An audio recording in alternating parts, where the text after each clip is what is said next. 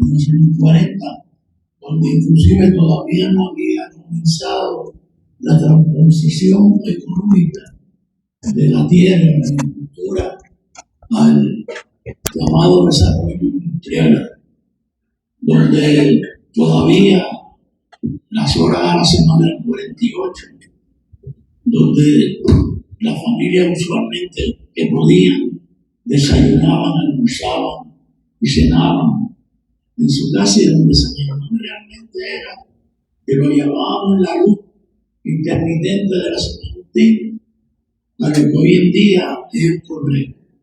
Y bajando después de esa luz del San Agustín y siguiendo por ahí para abajo, después de lo que hoy en día es el correo, pues ya era zona rural y eran cañas. Y dentro de eso, por razones mágicas, porque realmente no hay ninguna razón, mientras empezaba a desarrollarse el baloncesto, que había llegado con la presencia de la Marina de Estados Unidos en la invasión de Puerto Rico en 1898, y entre otras instituciones, la YMCA, pues un sangermeño que había estudiado odontología en Estados Unidos, el doctor Ubaldino Ramírez de Arellano, consideramos el padre del baloncesto en San Germán, regresaba a haberse graduado en la universidad, que ya se estaba practicando el baloncesto, que apenas había sido un invento del doctor James Naismith, maestro de educación física canadiense, a petición de las entidades deportivas norteamericanas que estaban buscando un deporte diferente a practicar en el invierno, ya que la nieve no dejaba que los juegos outdoors se pudieran celebrar con seguridad. Y Ubaldino ya empezó a ver el baloncesto allá, y cuando regresó a San Germán, agrupó un grupo de jóvenes encabezados por sus hijos, el inmortalísimo Francis Ramírez de Arellano, su hermano Nica, su hermano Nino, él propiamente que jugaba, y un ayudante en la odontología que tuvo, que se conocía como Coche, a hacer un equipo de baloncesto. Pero ya para San Germán también venía recibiendo la influencia de lo que hoy en día conocemos como Universidad Interamericana, y era la cantidad, y se conocía como poli, y era usualmente los muchachos más los que venían del área metropolitana. También era la época donde el protestantismo, que había llegado con los norteamericanos, ya que hasta ese entonces la influencia había sido española, y con ella obviamente el catolicismo, pues el protestantismo entraba a Puerto Rico, y entraron por San Germán con esa universidad presbiteriana totalmente en su origen. Y los muchachos del área metropolitana jugaban baloncesto en una cancha de cemento que había en el campus de la Universidad Interamericana hoy en día. Y Ubaldino, por esas curiosidades, los echó a jugar una vez con los muchachos de San Germán de la Jaya, y a los muchachos un poquito mayorcitos de la zona metropolitana que estudiaban en el juego de exhibición. Por sorpresa, los muchachos de San Germán ganaron. Y Ubaldino le llamó la atención. También llamó la atención, y aquí no querían quedarse al lado, de formalizar un juego, ya esta vez con más seriedad. Y lo que pasó fue que los muchachos del pueblo le ganaron por más de lo que le habían ganado la primera vez. Yo diría que aquí nace, porque de allí se empata, bajo el liderato de Emilio Heike, del propio Ubaldino, de Francis Edwards, Emilio Heike, entre otros, la primera liga de baloncesto, que hoy decimos que lleva 95 años, porque tiene orígenes allí, en 1930, y que todavía un poco había nacido. Y San Germán desde el principio empieza a hacer muy buenos papeles al extremo, que ya en 1932 ganó su primer campeonato con la peculiaridad de que todos los muchachos eran del pueblo. Y tanto talento había de baloncesto de San Germán por razones divinas, porque no había ninguna razón para que eso ocurriese, de dónde salió el origen. Que Emilio organizó una olimpiada para los Juegos Centroamericanos en El Salvador y San Germán, y que no ya no uno, sino dos equipos. El segundo es Farmacia Martínez. El primero, los Tigres de San Germán, que era como originalmente se llamaban los Atléticos. Y Emilio vendía un montón de chiquitines, como le llamaron. Y dijo que por lo menos necesitaban un hombre grande. Y entonces no nombraron. Es uno de los inmortales de la Concepción San Germán, que no sabe que su hermano todo. Se vino con los chiquitines. Entonces le llamaron un pollo y 4 pollitos. Pero lo que se refiere a mí, que ese grupo quedó sorprendido. O sea que se dio el fenómeno que no se ha vuelto a repetir, que creo va a ser difícil. Que San Germán organizado tenía no uno, sino dos equipos. Y en ese torneo olimpiada, como le llamó Emilio, San Germán quedó campeón y subcampeón. No fue hasta 1941 que otro inmortal del deporte puertorriqueño, Felicio Torregrosa, recién llegado de una universidad norteamericana con especialidad en educación física, unió a esos dos equipos que se llamaron entonces los Atléticos de San Germán y empezaron ya a jugar con ese nombre ya a finales de la década del 40, lograron una proeza de 4 campeonatos sucesivos. Te devuelvo la boca. Maestro, vamos para la segunda etapa.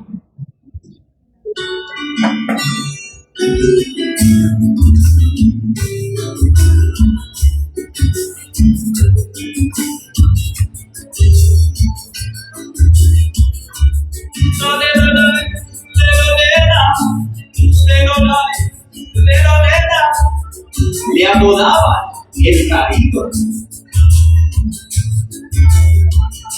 Le apodaban el Carito. Cuando era jugador, no era por su valor, sino que iba rapidito. Se convertía en favorito, siendo el mejor novato. Aprovechó su rato, igualando a Arquerio, que era todo un genio, siempre con un buen trato. Es que era todo genio, siempre con un buen trato.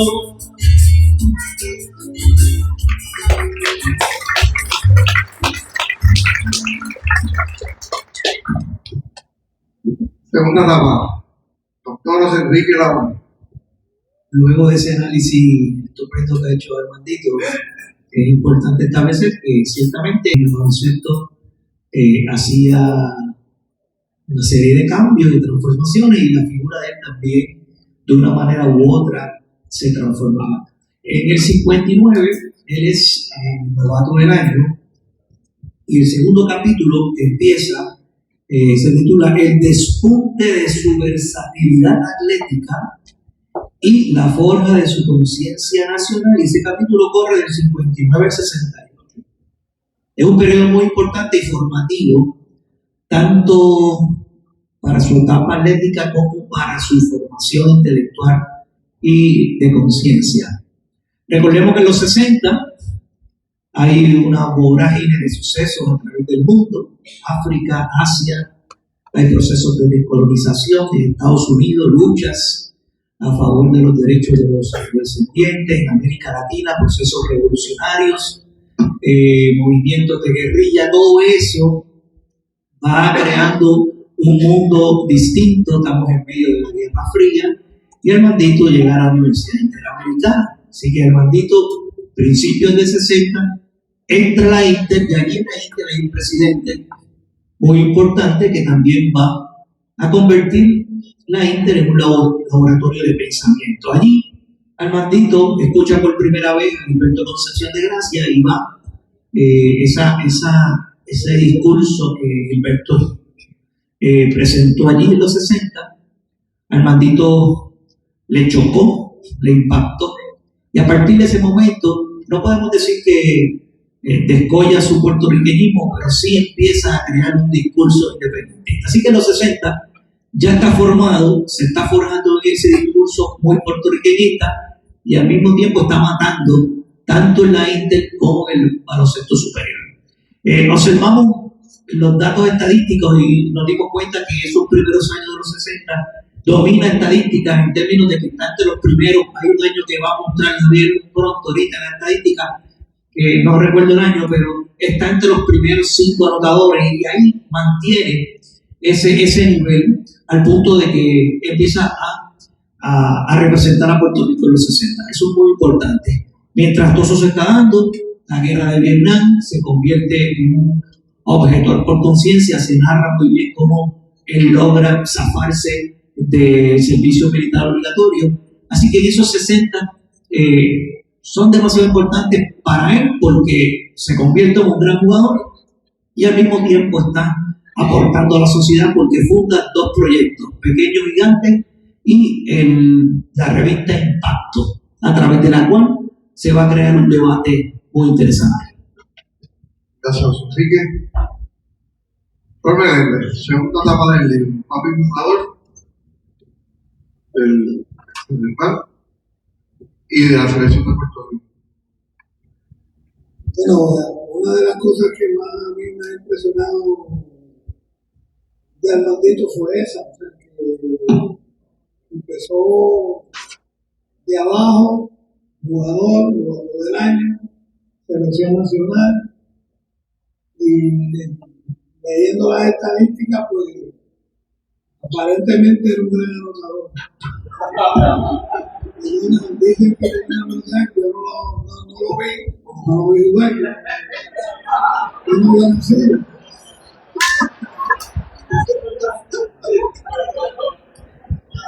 Pero yo creo que lo que yo me puedo llevar de él, desde que yo empecé a trabajar con el 72, pues yo trabajé con él en los torneos cuando nos mandaron entrenador de la selección nacional, y lo que tengo son muchas anécdotas de él. O sea, yo tengo anécdotas desde el año 73 en unos juegos centro básquet que se volvió dominicana. Y algo que a mí me llamaba la atención de Armandito era que Armandito escauteaba mucho, y después cuando se sentaba con uno, era una narración del juego. Yo me sentaba siempre al lado de él y la narración del juego era como si yo estuviera viendo lo igualito, seguido. Yo me lo conté todo, y ahí mira, esto se puede hacer esto, no se puede hacer esto. Me llamaba la atención en la forma en que él trataba el impulso que él tenía para no quedarse de callado a nadie, ni que algo que no le gustaba no se quedaba callado. Y eso fue una de las cosas que a mí como coach me impresionaba, porque yo decía, él hace esto, pero con los jugadores después es como el papá si fuera de ellos en un momento dado. O sea, como yo digo, en un momento es el látigo, pero en muchos momentos, más que el látigo, también es un violento. Y así lo comparaba yo con eso. Y tuve una anécdota en el 73, en esos Juegos Centroamericanos, que Carmen Pacheco estaba pitando un juego de Cuba y nosotros estábamos sorteando, y Cuba pierde el juego. Y cuando el Jabá Herrera pasa cerca de nosotros, grita, por culpa de ese ámbito puertorriqueño colonizado, nosotros perdimos el juego. Y eso fue como si había un sprint preparado en la silla. Porque cuando él terminó, por eso perdimos el juego, ya el Armandito estaba parado. Y el Armandito le dice, Cuando ustedes logren sacar a los americanos de Guantánamo, pueden hablar de libertad. Y eso son cosas que yo siempre me quedaba en la mente, porque no atacaba a la gente, sino que decía las verdades en una molestia, le decía las verdades en otro momento. Yo creo que eso es una cosa bien importante que me ha ayudado a unir mucho. Gracias, Jorge. Licenciado Carrillo. Segunda etapa. Yo no vi jugar al Atlético, pero obviamente sabía de los Atléticos, porque siempre ganaba Río Piedra, que era mi equipo favorito. Pude escuchar por radio. ¿Te acuerdas? El radio transistor que no se lo ponía ahí, entonces escucharlo luego. Pero es difícil que un ser humano, atleta como tal, pueda congeniar una excelencia deportiva como los matos del año, con todos los números que puso, y a la misma vez tener un pensamiento crítico, político y claro en ese sentido. Este señor no nació para servirle a nadie y no delegarse ante nadie. Este señor nació para servir a un pueblo y obviamente también llevar el mensaje de una conciencia política, una conciencia deportiva y un alto nivel de lo que es realmente un atleta y una persona que está ligado realmente al deporte. El deporte de él fue su norte, pero todas las cosas que lo rodearon a él, todos esos pensamientos críticos, todos esos pensamientos políticos claros y definidos, lo hacían y lo hacen un ser especial. Por eso que uno dice, pues uno se forma después de, no. Él se formó desde que comenzó en el deporte, desde que comenzó como jugador, y ese pensamiento crítico siempre estaba ahí. Por lo tanto, pues, para efectos de esa época, una época bien convulsa, porque los que se acuerdan de la guerra de Vietnam, de la Guerra Fría, de las tensiones políticas que había no solamente en el mundo, en Puerto Rico, la persecución que hubo en un momento determinado, personas que tuvieran ese tipo de pensamiento y se dejaran sentir en la sociedad, pues lo que le pasó, lo carpetearon. Y usted lee el libro, usted va a ver que en un momento determinado, Alvarito fue de las personas que cuando revelaron toda el carpeteo que hubo en Puerto Rico, era uno de ellos. Y por eso yo entiendo que el congeniar esos dos elementos, una letra de esa naturaleza, con ese pensamiento crítico, no es común. Gracias, Ricardo. Aquí tenemos una foto de esta etapa 2. Estas son unas fotos de Papi ya del uniforme de los Atléticos de San Germán y de la selección de Puerto Rico. Casualmente en esta foto que está aquí, este es Papi y por aquí está Pachín Vicente. Este que está sentado en Esta es una slide bien importante para nosotros porque Papi también, además de que jugaba de la Interamericana y jugaba de los Atléticos de San Germán, dirigió al equipo de la escuela superior, no la bodega que metió aquí en San Germán. El que dije, sabe la cuenta que estamos aquí ahora mismo. Y quedó campeón dentro de la escuela pública de Puerto Rico. Esta entrada por mi hermano Armandipín, que está aquí con el equipo de la escuela Armando de Dios en el 1999. De hecho, quiero usar a Armandipín porque Armandipín todavía cabe la antorcha de jugador. Salió hoy para representar a Puerto Rico en un torneo mundial en Suiza de lo que llaman Maxi Básico, un centro de veteranos, y por eso no podemos estar aquí. A mí quedó el certificado que le dieron en 1959 del mato del año. Esa es una que papá Dios me dio la oportunidad de compartir con él y que la había tenido que él también anteriormente. Y este equipo está aquí, el equipo con el cual papi debutó con los Atléticos de San Germán en 1959, que fue denominado después los Potosinos de San Germán. Y tengo por aquí un invitado bien especial. Si ustedes ven, este que está aquí es papi, está aquí. Y este que está aquí al lado es un gran amigo que tuvo 2 años con los Atléticos, 59 y 60, nuestro amigo Juan Porfirio Lizardi, que está por aquí y que yo quiero que nos hable un poquito de Armandito, compañero de equipo. Buenas noches. Primeramente quiero felicitar a Armandito, que se merece este homenaje.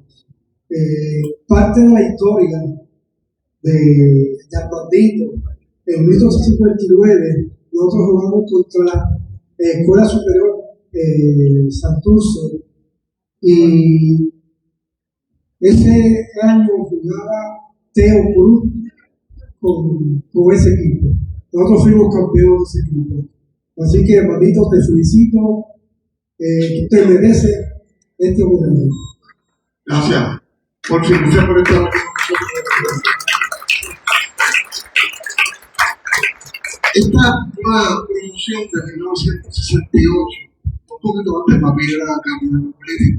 Usted que está aquí, mi hermano mayor Armandito, básicamente su postura en contra de tener que, por obligación, ¿verdad?, el servicio militar. Aquí tenemos unas estadísticas de los atléticos de la Universidad Interamericana. 61, 62, 63, el equipo de un campeón de 3 años. 19.8 puntos por juego, 24.6 puntos por juego, 21.8 puntos por juego. Y ven cómo, por ejemplo, 61, 62, 63 también estaban en los Atléticos de San Germán, ya son del baloncesto superior nacional. En el 62 anotó 17.3 puntos por juego y quedó quinto entre los mejores anotadores del país. Y aquí yo me tengo que detener un momento, porque de lo que vamos a hablar en esta etapa, papi, es de 2 cosas. Esta es la segunda, esta la voy a dejar ahorita, pero la voy a dejar aquí ahora, papi. A mí todavía se me hace difícil entender, porque quiero que tú me expliques cómo tú ya para finales de la década del 60 trabajabas de propagandista médico, porque por ahí está muchísimo. También, entonces maleteaba, Gabán, Urbana, Mayagüez, hasta Arecibo. Entonces esa misma noche tenía juego con los Atléticos de la Metropolitana, había varios equipos, los Viejas. Entonces tú bajabas hasta el aeropuerto de Maní y te montabas en una avioneta para ir a Isla Verde, para que te buscaran ahí, te llevaran al juego, para el otro día volver a maletear y a trabajar. Por favor. Nosotros tuvimos la bendición de habernos criado y habernos hecho hombres, acompañados por jugadores pioneros de héroes de la historia del baloncesto en San Juan. Y como yo era el hijo de madre, que había sido también jugador, bravo, dirigente, yo era muchas veces mascota de eso. Y según fui pasando de la casi niñez a la adolescencia, pues ya yo practicaba con mis mayores, eran mis hijos, con Marlene, con Raúl Ramírez, con Toto, con Francia, con Lulo, con Luis Palmer, con Findo Rey, con Cookie Gregory, con Pancho Ortiz, y lo que se me puedan quedar en el tintero. Y esas personas tenían una ética de trabajo que era dar un todo. Los inspiraba una mística especial. Porque ellos empezaban a practicar a las 4 de la tarde y se iba yendo el sol. Y entonces Bolote se le quitaba la batería a su guagua, la enchufaba de la casa de la familia Juan, allí al costado de la cancha frente al Colegio San José. Y seguían practicando con la batería, la bombilla que proveía Bolote en aquel entonces. O sea, viendo eso y viendo jugadores inyectarse para poder jugar, lo cual después médicamente se denominó como una barbaridad, un disparate. Pues yo me sentía que yo era heredero de eso. Y como por muchísimo tiempo, donde yo comía a San Hermano, decían el sobrino de Kelly o el hijo de Armando. Y por eso yo fui el que me bauticé a Armandito no para borrar el orgullo que yo sentía de ser hijo y sobrino, sino para tratar de desarrollar mi propia personalidad, pues yo empecé practicando con él, recibiendo golpes, porque íbamos jugando en el de los mayores. Así que obviamente no fue difícil hacer esa transposición después, cuando empecé a jugar con lo que la crónica puertorriqueña llamó Potrito, pero que era atlético, pero Carlos Flores le cambió el nombre a Potrito. Ellos les gustaba el pollo, etc. Y entonces me bautizaron a mi Carito, que era un poquito rosañero de aquel entonces. Y así hasta que decidimos, éramos la subcapa del baloncesto profesional. En la evolución del baloncesto y del país, y por qué no decirlo, sino con lo bueno y malo que pueda tener la comercialización del mismo. Y ya el baloncesto puede ser deporte, pero no deporte primero, sino dolorosamente un negocio. Primero de la lealtad, obedecen primero al bolsillo que a la mística o a la vocación. Repito, no estoy enunciando eso. Cada cual haga su propio juicio. No puedo repetir una frase de que era más mejor cuando estábamos peor, pero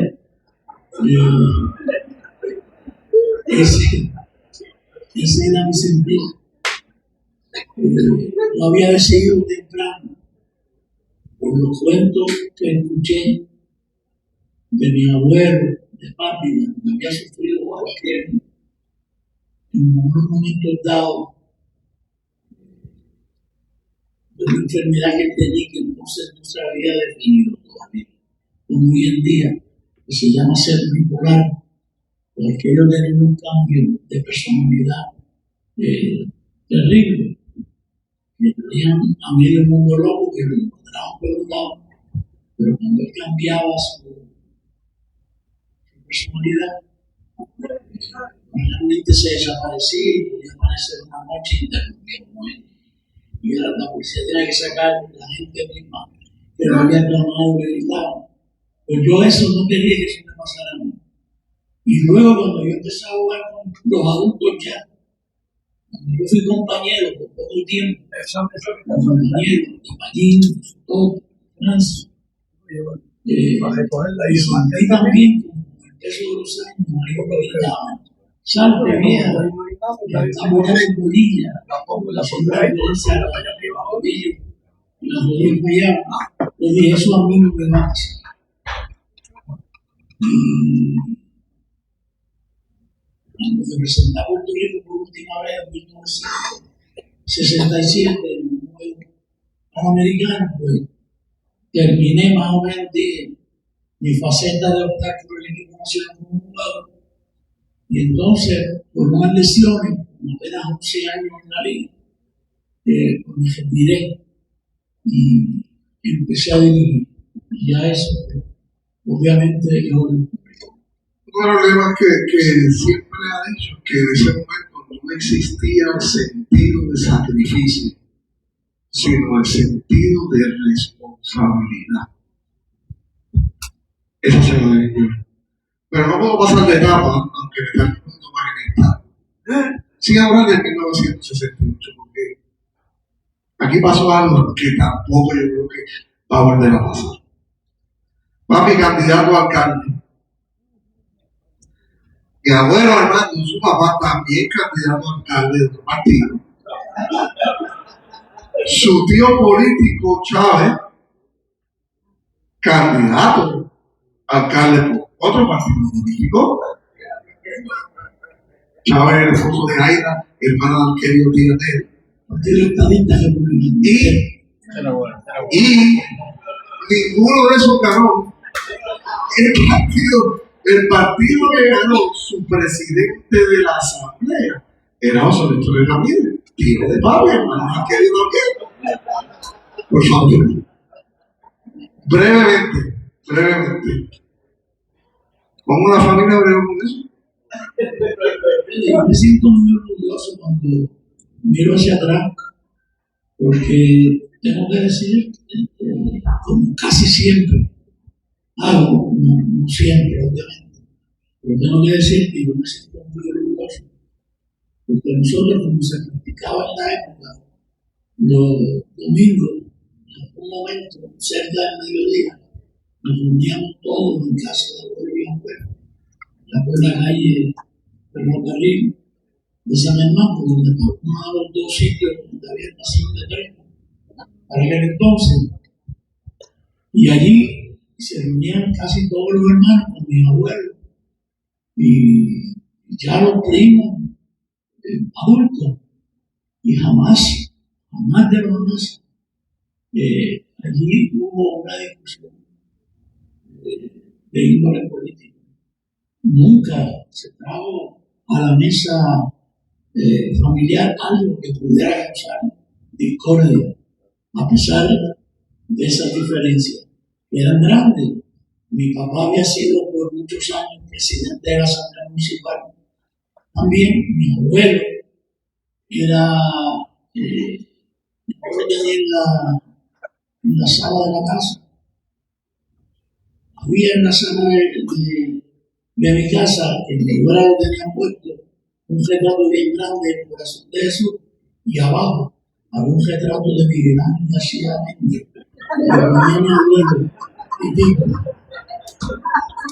y mi abuelo dependía emocionalmente en resolver los problemas de mi papá, que había quedado como hermano mayor después de la muerte de Arquelio, y mi hermano mayor, que se había mudado de Estados Unidos a temprana edad, que hizo su vida allá. Y yo recuerdo que jamás había discusiones de eso sí. Mi abuelo era agricultor, que iba a caballo de la calle Ferrocarril por Conuco Alto.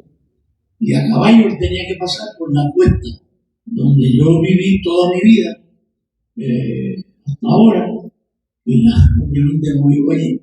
El comedor terminó en la casa al tocar de los años. Él tenía que bajar, ese era su ruta. Y en la época electoral, resulta que mi mamá ponía una bandera bien grande de la pava, tejida a mano, mi abuelo compraba la puerta, pero nunca eso se discutió, que entiendo que es una, porque allí recordé una frase inmortal que no recuerdo ahora, que me inmortalizó, que dice que el disentir no es desamor, es algo que tenemos que entender todos para ser mejores, para entender que donde está la diferencia de lo que esté inspirado en el razonamiento limpio, honrado y no de hacer daño, eso es legítimo. Y como dijo Benito Juárez, el respeto al derecho ajeno es la paz.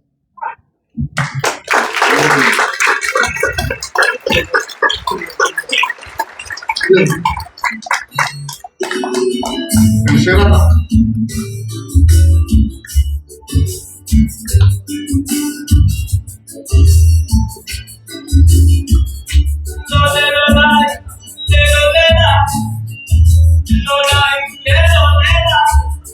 Fungió como dirigente. Él fungió como dirigente. Fue el mejor de muchos, sacando los cartuchos con apoyo de su gente. Demasiado inteligente, todo motivador, correcto como jugador,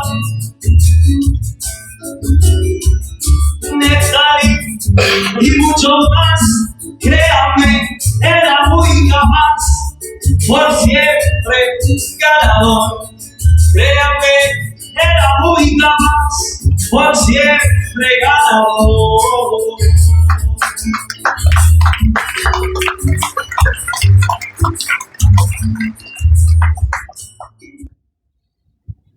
José Enrique, tercera etapa. Sí, llegamos a los 70, la década se radicaliza, dice el profesor Che Maralitichi que los 70 fueron tan violentos como la década 30. De manera que en los 70 él se convierte en dirigente, como ya él explicó, huyendo de eso que no quería que se repitiera la historia de sus familiares, de manera que entra a ser dirigente a principios de los 70 en medio de esa guerra tan fuerte. Es dirigente y al mismo tiempo está muy incluido en la cuestión política, es candidato varias veces, ya se explicó que había una persecución feroz, de manera que él combinaba de una manera magistral, una de las cosas que nos preguntaban cómo lo hacía, que se metía en la cuestión política y social y al mismo tiempo empezaba a figurar como dirigente de Puerto Rico. La primera vez que se convierte en dirigente, ya va a ser dirigente del año con el equipo de San Germán. Luego va a los Piratas y también es dirigente del año, así que va a ser dirigente del año 2 veces corrido.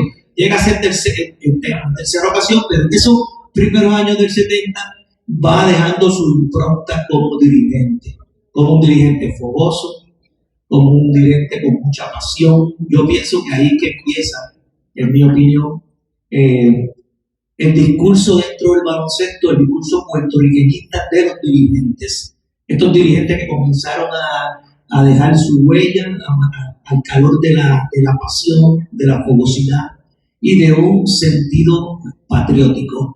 Se convierte en el dirigente del equipo nacional y ahí comienza con su lucha a favor de llamar las cosas por su nombre, selección nacional. Ese concepto no existía. Se decían otros conceptos que él ahorita puede abundar, pero él es el que impulsa el concepto de selección nacional. Vamos a llamarle selección nacional porque eso es lo que corresponde. Así que con esa lucha empezó en los 70, dirigente del año, el Centro Vázquez logra la medalla de oro en el 73 y pasan una serie de cosas que Flor pronto va a explicar allá en España. Gracias, José Enrique. Recuerden que esta etapa, Papi había sido jugador del primer equipo de la selección de Puerto Rico que ganó medalla de oro en un centroamericano. En esta etapa entonces es dirigente del primer equipo de Puerto Rico que gana medalla de oro en el centroamericano. Y Flor tiene unos cuentos espectaculares de esa etapa. Él es de Montañez. Por favor. Yo seguí en mi escuela, seguí aprendiendo cosas, me toca ir a España con España en diciembre, ir a España en diciembre es un frío que no se imagina. Cuando nosotros llegamos a España, la prensa, a lo que pone bien fuerte es: aquí llegaron los indios aborígenes del Caribe y los negros del Bronx.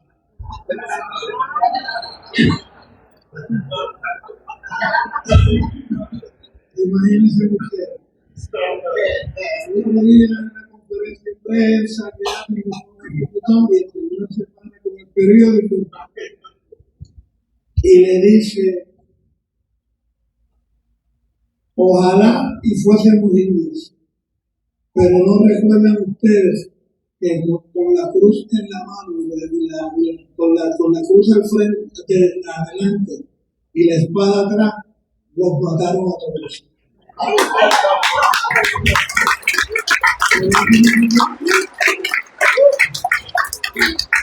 El otro día, el periódico entonces hace un escrito de Armandito y dice: Armandito gilipollas.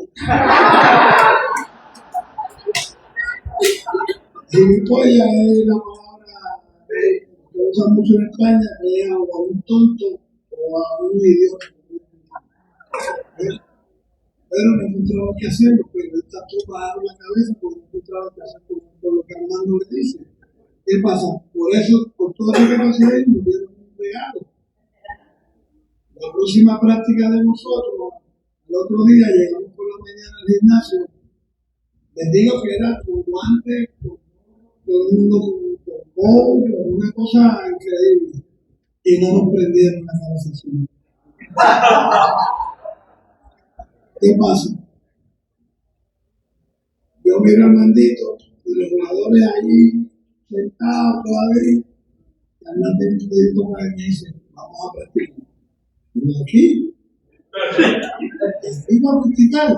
Dice, búscate agua caliente y toallas calientes. Yo voy al baño, encuentro unos cubos allí, meto agua hirviendo por allí, busco las toallas del equipo, las mojo adentro. Y cuando vengo bajando por las escaleras, veo al Mandito quitándose la ropa y el Mandito se queda en calzoncillo y tenis. Imagínense. Ahora sí que te puedo hacer. Y todos los dos abiertos así, mirando lo que encima quitando la ropa. Y se imagina se me pusieron los lados. Lo mismo. Practicar. Se dio la práctica y tuvimos como hora y pico allí. Los jugadores practicaron, nadie se quejó. Pero cuando terminó la práctica, yo voy, digamos, al hotel, voy a la habitación con Armandito a preguntar cómo estaba, porque ese frío era tremendo. Y el hombre estaba con una pulmonía. Pero, como yo digo, eso a mí eran enseñanzas. Yo digo, que eso es una escuela de la responsabilidad, el coraje y la credibilidad que tiene que tener un líder que quiere lograr grandes triunfos. Eso es lo que me enseñó.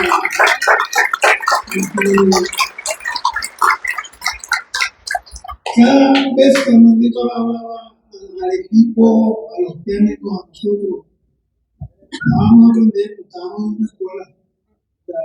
Estábamos en una escuela. Por eso después cuando me dijeron, ¿tú quieres la selección? Yo digo, muchachos, si tú no quieres, ya yo cogí un doctorado o algo así. Y es que esa es otra de las anécdotas que tenía. Ricardo. Lo importante de llegar a la selección nacional y dirigirla es que sustituye a Jim Barton. Jim Barton llega a Puerto Rico porque Jim Barton escuchó a Piedra en el 68 y llega a la selección nacional. Y había una tendencia que todos los coaches durante esa época eran coaches africanos. Y después entonces, Armandito rompe esa situación en ese sentido y llegan los Flores, llegan los Julio, le abre el camino a los coaches puertorriqueños y que hoy predominan que por superior de hace mucho tiempo. Una anécdota que ocurrió, que debe acordarse, Armandito era asistente de Raymond Dalmau en el CID.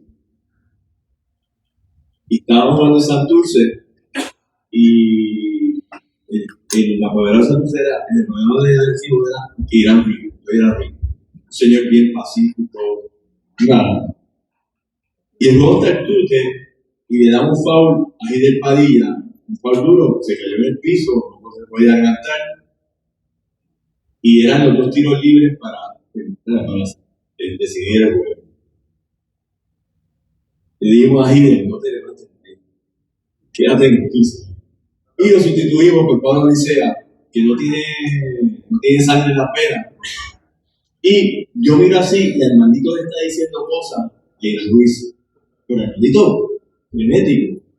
Y entonces Ira Ruiz cruza la cancha y me tira un puño. Y yo, mira Armandito, no me está riendo.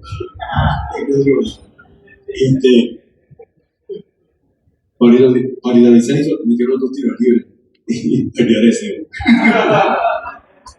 Pero la cuestión de esto es que el deporte, lo grande del deporte es que ser unos amigos de siempre. Y en este sentido, el Tito ha cosechado grandes amigos. Y para terminar esta parte, quiero indicar lo siguiente. Uno ve el basquetbol como es un deporte, va a los juegos, se lo disfruta, etc. Pero hay unas personas que son unos pensantes del juego, unos pensantes de cómo se desarrolla el juego y cómo mantener el deporte de basquetbol lo que es deporte. Y son varias personas que deben ser. Julio Eduardo Torres,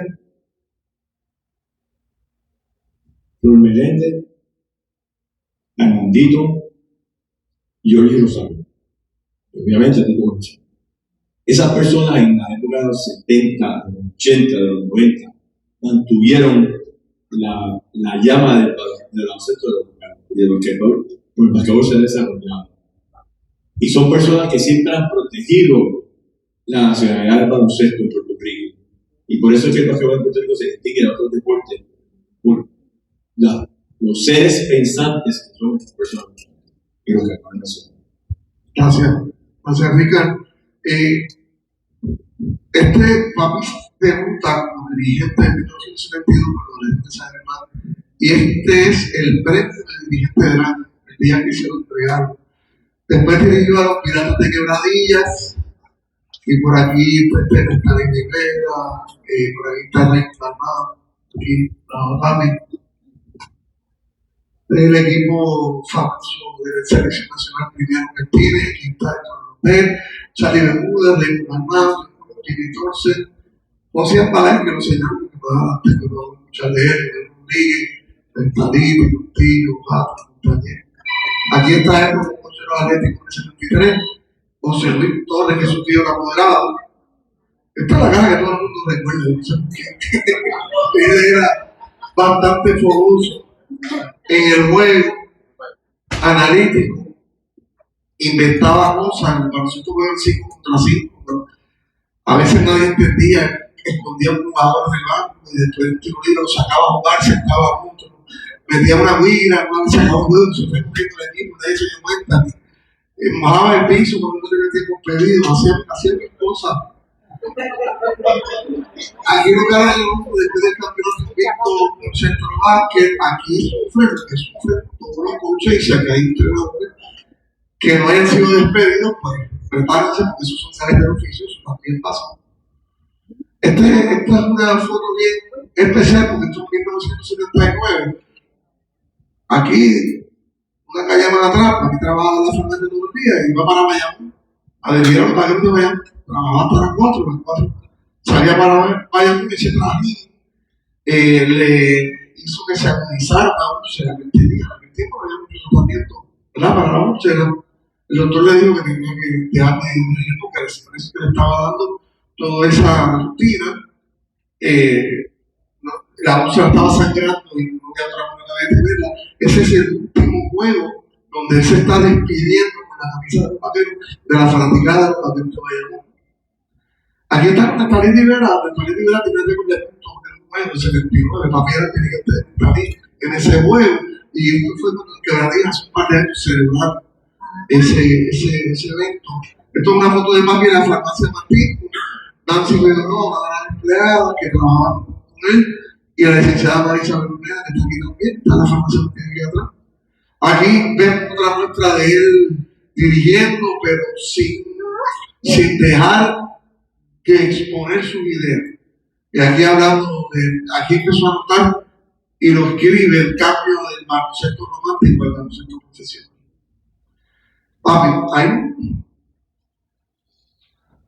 ¿Estamos aquí en San Germán? Quiero tratar de San Germán. Después de ver esa foto de Bayamón, un juego de Bayamón en Fajardo. Estábamos hablando de ese resultado muy bien. Un juego que de una serie que Bayamón le gana a Fajardo. Y saliste en lo que antes le llamaban una guerrera de la policía.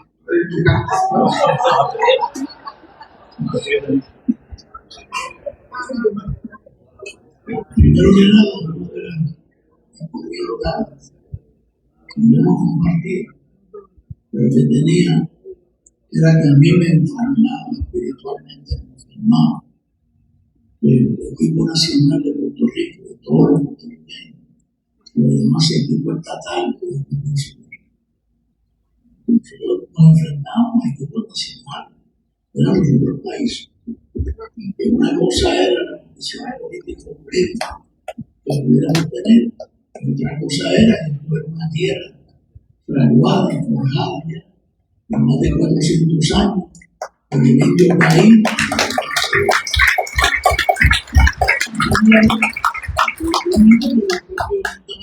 Pero nosotros existíamos y era algo que yo había vivido, que me confieso a ustedes. Podrá haber momentos emotivos, pero no mayores, que los que se dan cuando se abren esos portones en una olimpiada o en un evento de envergadura mundial y van desfilando todos los países y anuncian a Puerto Rico y uno viene realmente cargando eso sobre sus hombros, como si uno viese pariendo y saliendo de la figura central hacia el cielo de la competencia de toda la juventud del mundo. Y eso no me gusta. Así que eso era un logro que para mí era importante. Yo estoy dirigiendo a Bayamón, estamos en una serie de cuartos finales, semifinales. Entonces, bajarlo era bien difícil, no solamente por tener jugadores como competidores, Calderón, etcétera, sino porque la cancha estaba dentro de una organización. Así que si difícil era entrar, casi imposible era salir. Sobre todo si los periodistas peleaban. Y realmente Bayamón estaba dominando la serie como lo anteriormente. Pero había habido, los juegos habían sido rudos y los fanáticos se habían tratado no con mucho cariño de parte y parte. Y llegó a tal extremo que me amenazaron de muerte si yo iba a dirigir ese juego malo. Yo obviamente desobedecí el consejo de los que amenazaron y fui. Me llevaron en una patrulla de la policía acompañado de mi cuñado que en paz descanse, hermano, amigo de toda una vida, señor Morales. Y cuando llegamos a Fajardo, pues me se fue por un lado, yo me fui obviamente porque me rápido me ubicaron, pero yo con la policía. Me fui para los baños, René entró un momentito a los servicios sanitarios y alguien que lo vio, allí dijo, este fue el que trajo a mí. Y René, entrando a hacer lo mucho que me quería, se dio la necesidad de emular a Pedro. Aquella pregunta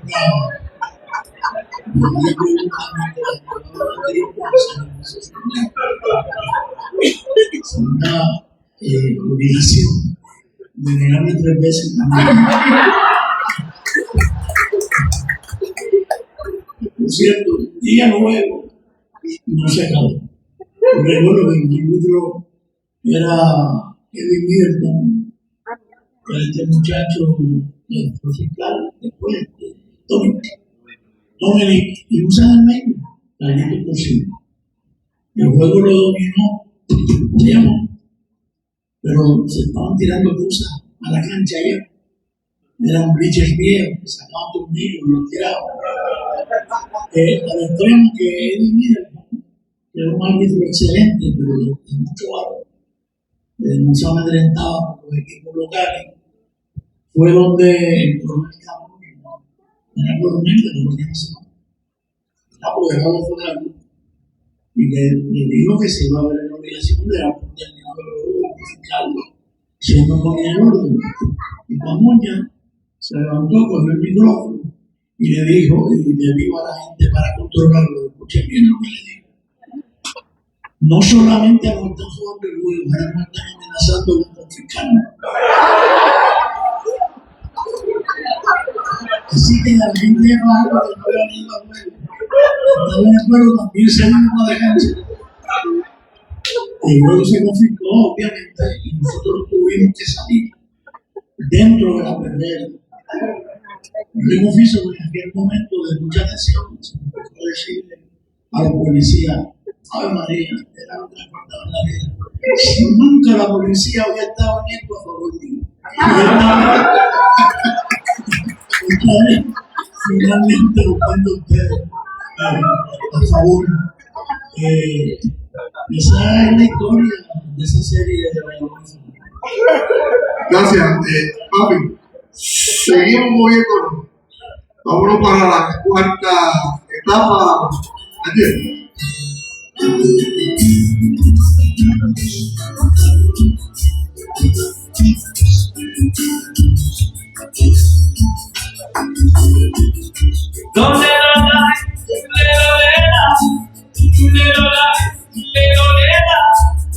Fue hasta las Olimpiadas. Ese joven fue hasta las Olimpiadas. Ese Guido Sanqueño, orgullo puertorriqueño y de las mejores cabanas. Esas épocas doradas, al poder alcanzar el campeonato triunfal. 25 años de espera, todo rompe cualquiera, Armando pudo superar. Eso todo rompe cualquiera, pero Armandito lo pudo superar.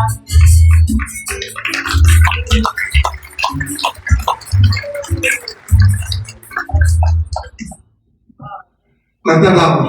José Enrique. Capítulo cuarto, la época dorada del Armandito como ideólogo deportivo en medio de triunfo, controversias y debates.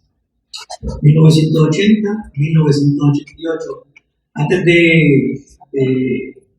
explicar un poco del trasfondo, es importante que usted sepa que cuando este hombre se convierte en dirigente, trae consigo una mochila que ha venido alimentándose de corrientes sociales, políticas. Lleva en esa mochila lo que le enseñó Bolote, lo que le enseñó Zamborín, papá, tío, y todo eso lo trae al escenario del juego. Es importante que usted sepa que como dirigente, en una ocasión yo lo estoy entrevistando y me dice, lo que pasa es que yo no juego de embuste. Si tengo que meter a 6 en una cancha para apreciar, le meto los 6. Eso, ahorita no puede contar algo sobre eso. Cosas así. Hay una anécdota bastante interesante que la cuenta Bobby Río. Él se trajo muchas canteras con Bobby porque donde estaba traía Bobby. Si pasaba a Bayamón, traía Bobby, sacaba un tipo de 7 pies por Bobby Río. Oye, pero tú estás sacando un tipo de 7 por uno que tiene 6, esas cosas pasan. Me recuerdo que en un momento, en parte del libro, dice que él le dice a Bobby, pórtate bien porque te vamos a dar un bono si no te cantas una falta técnica. Y Bobby le dice, y yo te voy a dar el doble a ti si no te la cantas a ti. Los 80 son importantes. Si usted de momento está leyendo un libro y se cansa, debe ir al capítulo 4. Yo pienso que es el capítulo más importante en términos de él como apoderado del equipo de San Germán, que logra ese campeonato después de muchos años. Y cómo él, con su grupo de trabajo, logra sacar a San Germán de la deuda, logra levantar un equipo, haciendo actividades en todo San Germán, pagan la deuda, montan un equipo, hay un grupo de comunicación, es decir, crean un panorama perfecto para ganar ese campeonato del 85 junto al dirigente Flor Meléndez. Así que en ese capítulo es importante que usted lo lea, porque además de eso, recordemos que la época es bastante fuerte, hay boicot en las Olimpiadas, aparecen los chivos en el baloncesto, él se mete en el lío de David Ponce, ellos defienden la soberanía deportiva, que eso, si eso no hubiesen ellos ganado ese caso contra David Ponce, el baloncesto se hubiese ido a pique, así que ellos, con un grupo de dirigentes, de apoderados, lucharon para defender esa soberanía deportiva en ese periodo de los 80. Así que no le cuento más porque ese capítulo es clave para entender qué fue lo que hizo. Meléndez Montañez, los 80. Y en el año 85 me toca a mí llegar a los Atléticos. Y el Mondito tiene algo que yo le he admirado siempre, que él siempre está adelantado a lo que va a pasar. Y yo dirigía a Carolina, y el Mondito va a ser hermano de Carolina, y Armandito, el apodado de Carolina era Norman Octavio, el hombre de los caballos, y Armandito pues se pone a hablar con Norman, y Norman viene con él después y me dice, mira, tengo que hablar contigo, Armandito me está haciendo un negocio, y desde aquí vamos a cambiar. Y me dice, ¿a ti?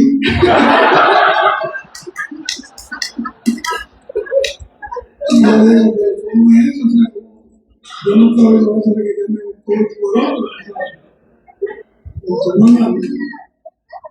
vamos a ver, habla que eso y después hablamos nosotros dos. O sea, bueno, la cuestión es que Armandito le hace la propuesta a Norman de que cuando ya Carolina esté eliminado, él está interesado en que Norman me deje libre a mí para yo venir a San Germán. Además estaba el equipo estaba en ese momento mal, tuvimos hacer la serie de la mini aquello que no pasó en el campeonato. Bueno, la cuestión es que se da el evento, hacen el cambio, yo recibo una llamada de Armandito y me dice que puedo ver esta tarde en Cagua, yo estaba en Cagua. Y yo digo, bueno, sí, yo no tengo problema. Y en taxi, yo llego a restaurante. Pero yo no tenía, cuando eso no había gente ni nada, nosotros éramos ahí a pico y pala, como dicen. Y cuando yo entro al restaurante, está Armandito sentado con Tony Saki, que era el coach. Y yo decía, yo me paré en la puerta así y dije, ¿qué es esto? El tipo que va a saber está aquí. Yo me encontraba como hablar, el Mondito empezó a hablar, me explicaba y todo, y entonces le da la palabra a Tony Saki y le digo sinceramente que ha sido quizá la experiencia más grande que he tenido yo en eso del coaching, porque en ese momento yo había estado en la selección en eso, pero estaba mojado en las cuestiones de negociar. Y entonces Tony Saki saca lo que él había hecho con el equipo y me dice, mira, yo no tengo problema en lo que estamos haciendo con el equipo. Este equipo no está mejor porque yo no le he podido llegar a los jugadores, pero no he podido meterme en la cabeza a los jugadores. Y quizás eso fue lo que me hizo el trabajo más fácil a mí, ese encuentro con ese coach. Y eso, ahí tuve un aprendizaje también que lo he usado después cada vez que me llama un equipo a tratar de reemplazar un coach. Muchas veces no he conseguido el trabajo porque le digo, no, yo primero quiero hablar con el coach que tú vas a sacar. Eso siempre lo he tenido en mi mente. Y después de ese día yo llego a casa y le digo, papi, acabo de aprender otra cosa porque eso no se daba, o sea, yo nunca había oído que se daba un cambio así. Eso fue un año bien duro para mí, o sea, una temporada para nosotros muy dura, muy dura, de mucho aprendizaje para mí también como coach, porque era un gran equipo, era un buen equipo, pero había que trabajar con ese grupo, porque era un grupo de jugadores fuertes, como decimos los equipos, o sea, ahí había de todo. Yo digo que yo me levantaba por la mañana a desayunar y iba a la panadería que estaba frente a Pocholo y yo me encontraba siempre por la mañana, 7:30, reunidos, sin camisa, desayunando. Y después me Rubén, estás corriendo, estás haciendo eso. Yo voy a salir de la discoteca. Y con eso nosotros teníamos que apoyar. Gracias a Dios, tenemos un equipo que se entregaba. Y esas son de las anécdotas que tengo. Aprendí mucho a cómo se trabaja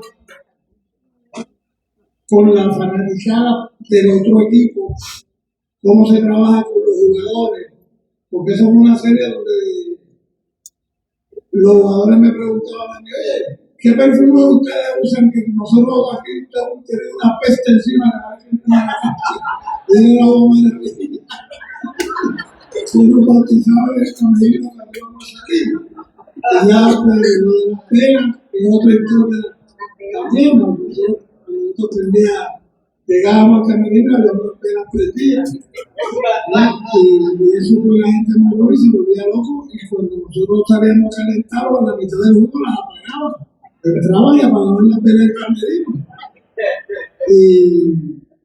Y un día pues nos tocaba volver allá y al bendito habla con la fanaticada y bueno, todo el mundo lleve velas y pongan las velas arriba en las vigas. Las vigas de donde usted está sentado. Pero cuando llegamos al camerino, yo digo, no hay velas en el camerino. Al ratito había vaciado todas las cajas de agua de los brasileños, todas de los inodoro. Había arrancado la llave y había puesto las velas dentro de la para que no se la agua. Entonces, yo siempre digo que la fanaticada estaba más pendiente a lo que nosotros hacíamos que quizás a lo que estaba pasando en los juegos. Y eso se les sacaba provecho también. En ese torneo, pues la serie contra Guaynabo fue una serie bien dura. Y un día, pues yo, por uno de los juegos aquí de local, yo termino la primera mitad y salgo al camerino a hablar con los jugadores. Cuando voy a entrar al camerino, había un revuelo en ese camerino ahí. Dos jugadores discutiendo, jugadores vomitándose, un revuelo. Pero yo llegué a la puerta y cuando yo veo el revuelo, ya salgo para afuera y le digo, arregla ese problema que hay ahí. Arregla el problema. Y cuando me dice, ¿qué pasó? No, los tipos están discutiendo allí. Ah, pues está bien, déjame ir para allá. Duró 2 minutos. Cuando me dice, entra, Flo, que ya puede entrar. Pero esos 2 minutos yo veo que tiene a uno y todos los otros estaban como si estuvieran en la mesa yo pude darme una visión es una de las cosas y lo último que tengo de ese torneo después de antes de la celebración final había misa, yo siempre iba a la misa frente a la iglesia que está frente al arquero, la iglesia, yo iba a la misa. Y cuando el padre está en el sermón, pasa un gato negro por el altar. Y todo el mundo, todo el mundo ahí, fue mala suerte. Y el padre se sacó de la manga, yo digo, porque el padre dice, no. Ese gato se vino a confesar. Y dentro de lo que me dijo que íbamos a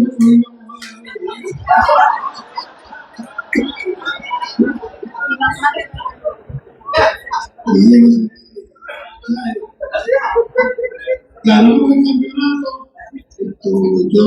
Yo he tenido muchas celebraciones de campeonato, pero como esa ninguna.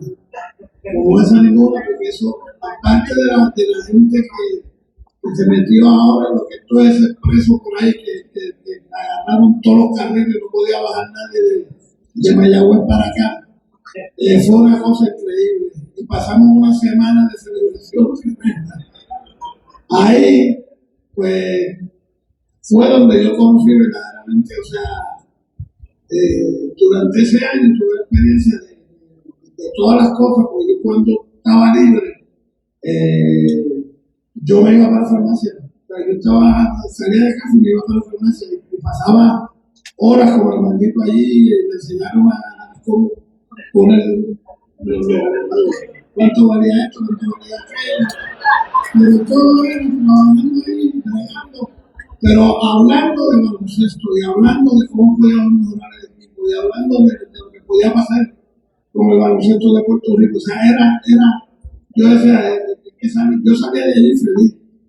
Y de ahí, pues, todas las cosas que me pasaron después, antes del 86, cuando llegamos al otro torneo, lo que yo vi cuando hacían frente a la estación de radio esos maratones, la gente que se unía a la fanaticada, cómo las fanaticadas se veía este equipo. Esto, para mí,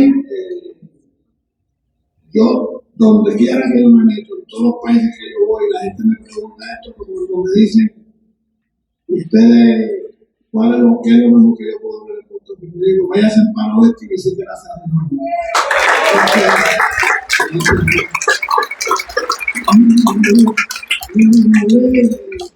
Este pueblo y de la gente. He hecho grandes amigos aquí. Yo siempre digo que Dios no le falla. Gracias, Fer.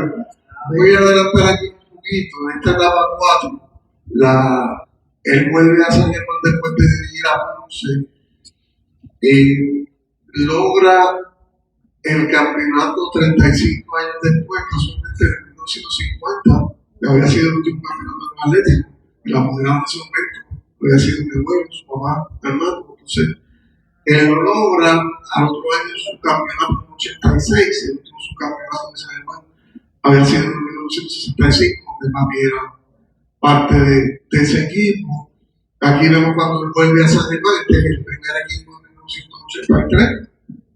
Este es el equipo de 1985, el equipo campeón. Y este centro que está aquí, uno de los jugadores, se lo enseñé en la foto del equipo nacional del 73, que vino de Ponce a jugar a San Germán, y quiero que lo escuchen. Siempre lo digo, padre, la vida,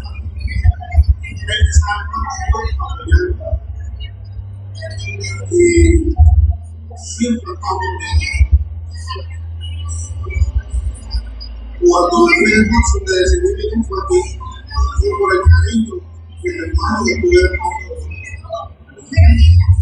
todo lo que yo hice ese año y San Germán, lo hice por él, se lo merecía. O sea, padre, aquí vemos una de las cosas que pasaban mucho en Bulín, poniéndose un suero en la cama de papi, esta parcela mujer que trabajaba en la farmacia, en enfermera, esta celebración, la fiesta de ese año. Papi también escribió una columna del periódico que se llamaba Conciencia Deportiva. También Fisanturi tenía una columna donde predecía los resultados del juego.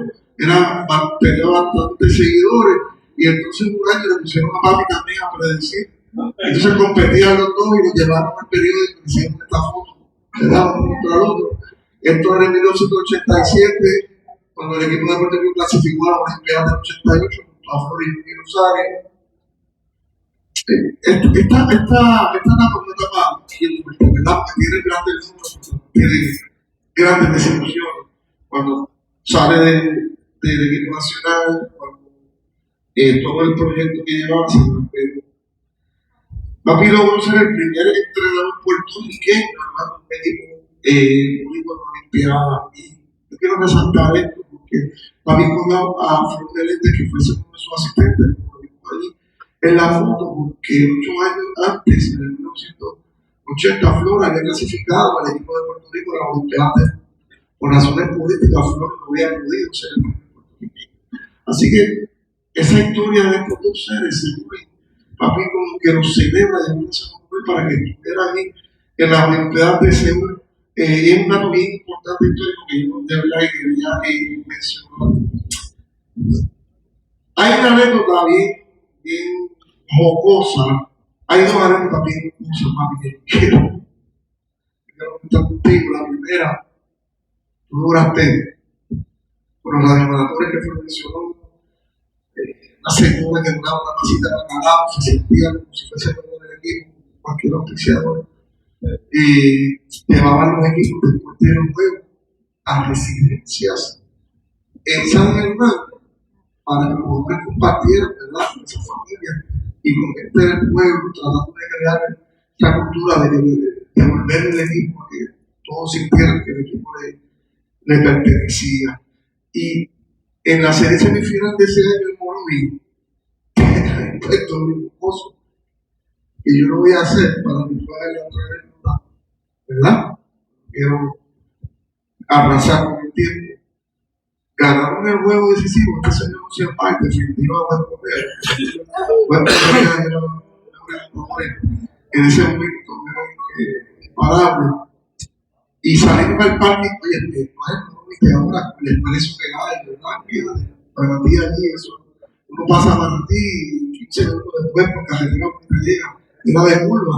Salimos al estacionamiento y iba como que para el cancho y Félix siempre llevaba baúl, un hoyo gigante, dando una cumbre, y todo el mundo iba allí conmigo. Entonces, pues, pasamos la serie final, vamos para el parque, iba a ir media hora en el baúl y sale.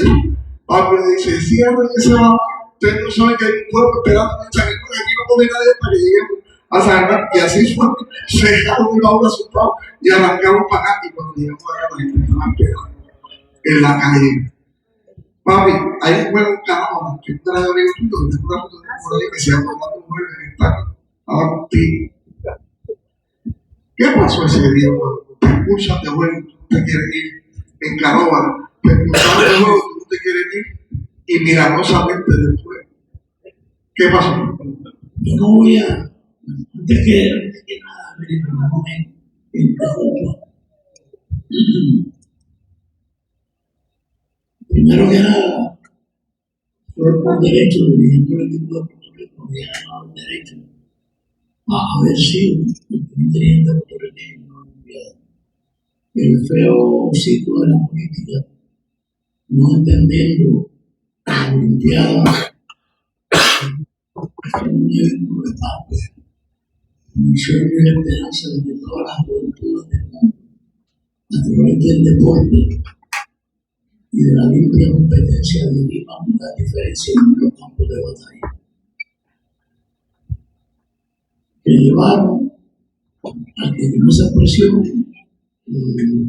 Estados Unidos declarase un boicot a su voz de Moscú y finalmente, sometido a diferentes presiones, etc., en su momento fue denunciado el equipo de Puerto Rico.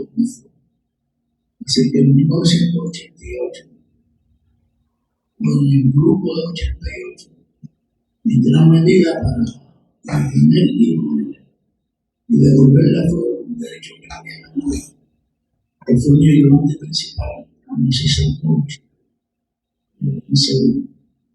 Se daba el caso allí de que en San Germán yo era el dirigente de propiedad y yo su asistente, y en la selección era yo el dirigente de propiedad y él mi asistente.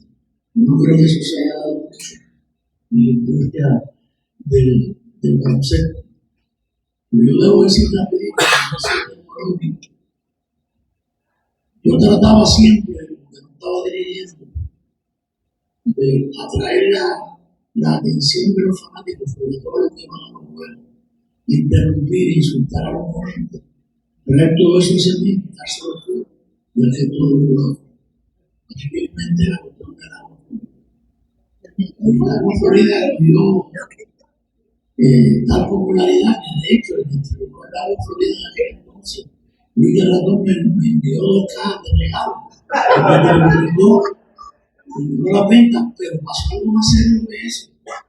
Todas las farmacias del mundo, todas, quitaron de los anaqueles el agua de Florida, y un tema al extremo que puede llegar eso, cuando la gente se envuelve y se deja llevar por cosas que pasan fuera de la cancha. Por eso ustedes me han oído repetir muchas cosas, muchas veces, son muchas las oraciones y que los juegos se ganan y se pierden fuera de la cancha. De hecho, tiene que ver con lo que intentamos hacer y lograr, gracias a Dios, y de tantas personas que tuvimos alrededor que nos dieron la mano. Dice se había entregado a la Liga en 1982 el reclamo de muchos sectores del pueblo, encabezaron los hoy fallecidos. Jimmy Suárez Díaz, Andy Gregory. Bueno, el día me llevó, porque no iba a llegar en un momento. Por la tradición, etcétera, y pudimos ese equipo. Pero ustedes saben que todo el mundo siempre dice el equipo del pueblo, el equipo del pueblo. Y yo entendí que era meritorio, que de verdad el pueblo se sintiera dueño del equipo. No quería decir que iba a firmar jugadores ni a poner y a quitar dirigentes, sino que de verdad se sintiera eso como algo preciado. Y así nos ideamos después de cada juego, y después se movió hasta la práctica por la demanda grande que tuvo, llevar el equipo a diferentes lugares, a cenar, o celebrar la victoria o celebrar la derrota. Eso fue una gran experiencia que tenemos. Antes de tocar lo de Canoa, Flor hizo un par de anécdotas conmigo, ¿no? Y yo le voy a pedir permiso a él por la hermandad que tenemos, que yo pueda hacer una. Nosotros tenemos un amigo especial, un amigo mutuo, un deportista de primer orden, abogado criminalista, que se llamó Eduardo Báez, Mayagüez. Y Mayagüez nunca había clasificado en la liga puertorriqueña, que era una liga que iba paralela en calidad para un sector superior. Y Flor y yo nos pidió que nos hiciéramos cargo de la dirección de ese equipo. Yo asentí ser representante de Flor y dirigimos a ese equipo de Mayagüez, que con excepción de este año, tan claro le ha costado, tan difícil mantener una franquicia y menos ganadora, como ya lo saben, este año. La cosa fue muy bien, pero estábamos luchando para podernos eliminar o clasificar. Estuvimos a Patilla, a un juego decisivo.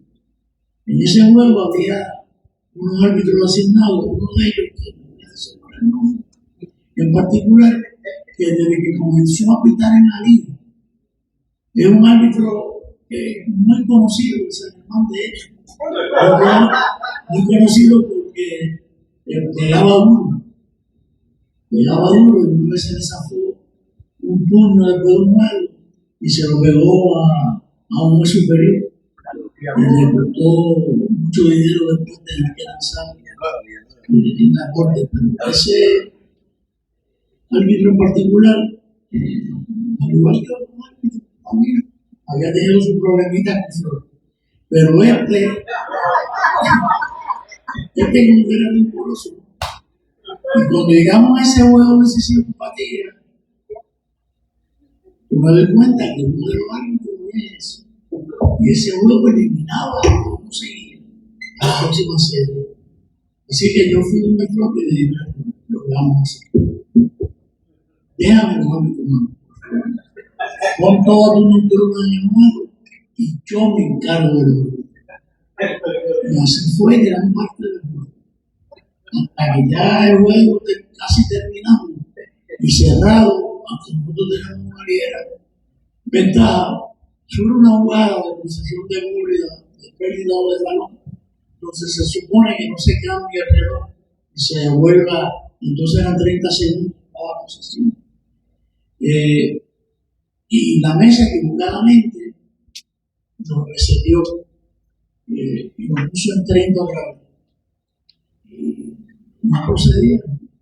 Así que yo llamé a los árbitros a la mesa con mucha calma, porque yo era la válida, y vino ese árbitro en particular. Y me dijo, ¿pero qué está pasando ahí? No, nada. La bola de luz del mundo ahí. Lo que pasa es que el muchacho de la camisa aparece. Se puso nervioso.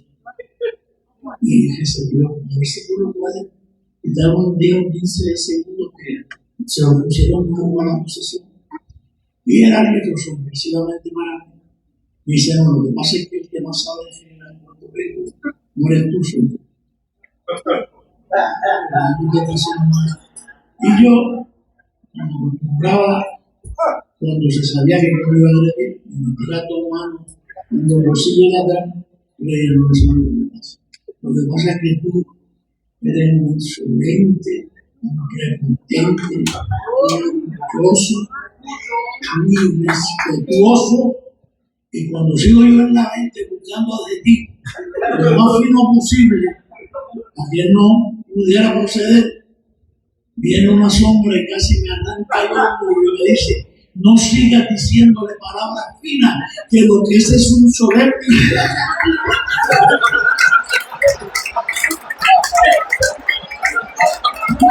Obviamente, esa es una anécdota. La segunda que dice, para devolverte el micrófono, no podría pedirle que levantara la mano, porque lo que ahorita no sé si se ha ido, si se mira, la parte jugándose en el duelo de serie frente a Canóvana en 1980, una tarde, los números se regresaban de tarde y el juego estaba sumamente apretado y los árbitros estaban sumamente filósofos, por lo menos así lo veía yo.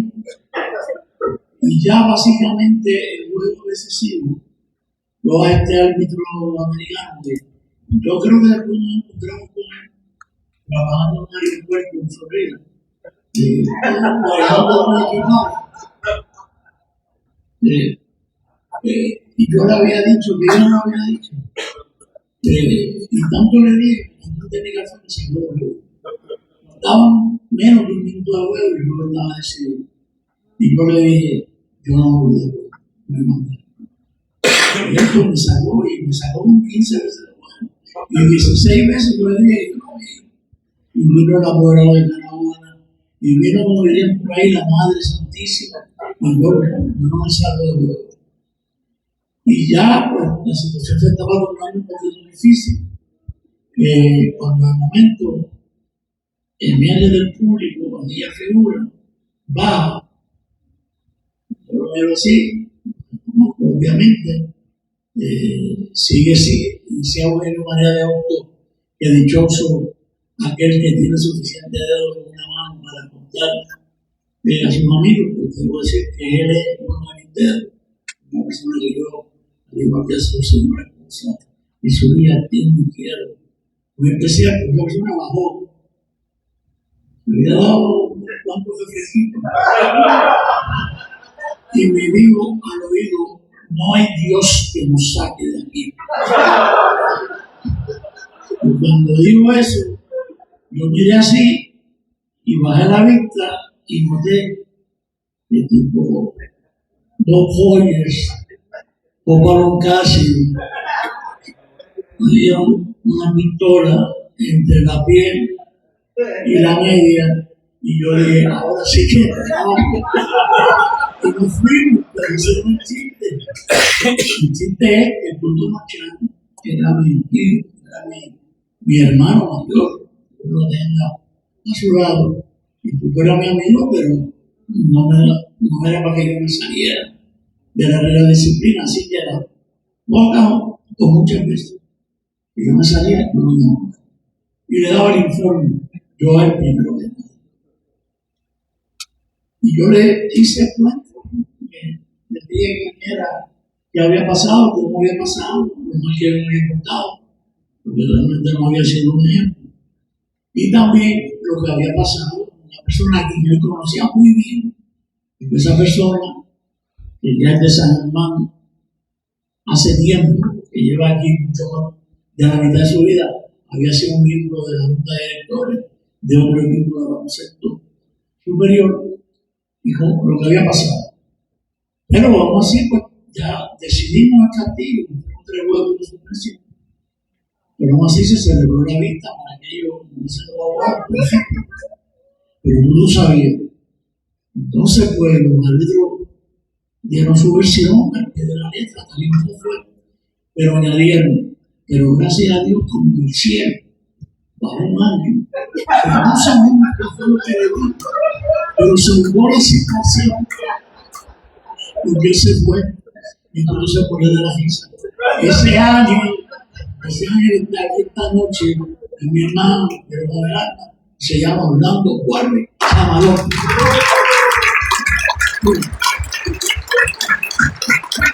Pero es parte esencial de esta. Muchas más en el libro. Y sí, voy a saltar una cosita que tenemos programada, pero están voy a saltar. El libro tiene la parte de atrás, la portada, una cita de Raymond Martín, del libro, el reverendo. Pero en esta cuarta etapa llega una persona que es un hermano nuestro, para mami, que ha sido parte integral de la franquicia de los San Germán. Fue hermano de nuestro campeón de ese equipo, es un hermano y está aquí, porque siempre está con nosotros. Yo sé que ustedes lo quieren mucho, pero yo quiero que le hagan también una anécdota que él tiene de cómo él llegó al equipo de San Germán.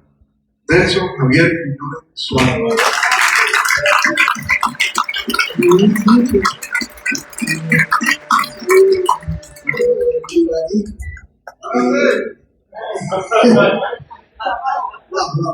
Primeramente, felicidades a mi amigo querido y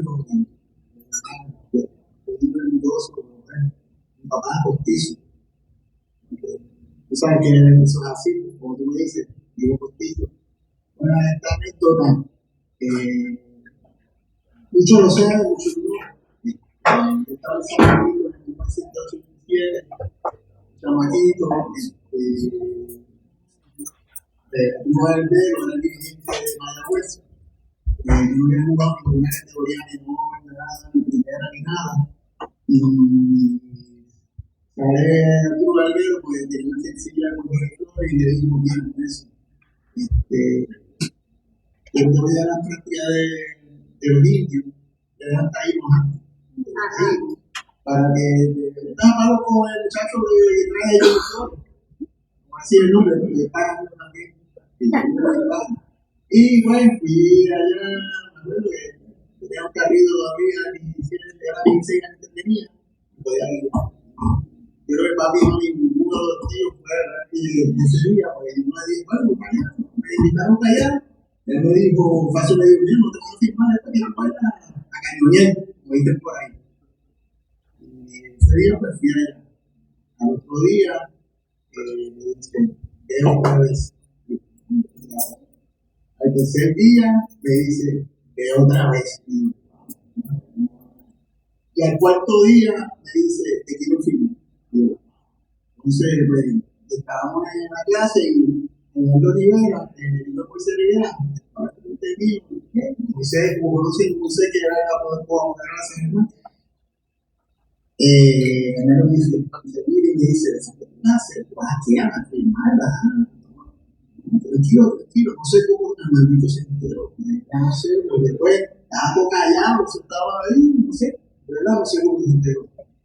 Como al otro día que hay un nuevo San Germán, me acuerdo, ese día muy iba a darle y José Maíz era pinchura que estaba allá,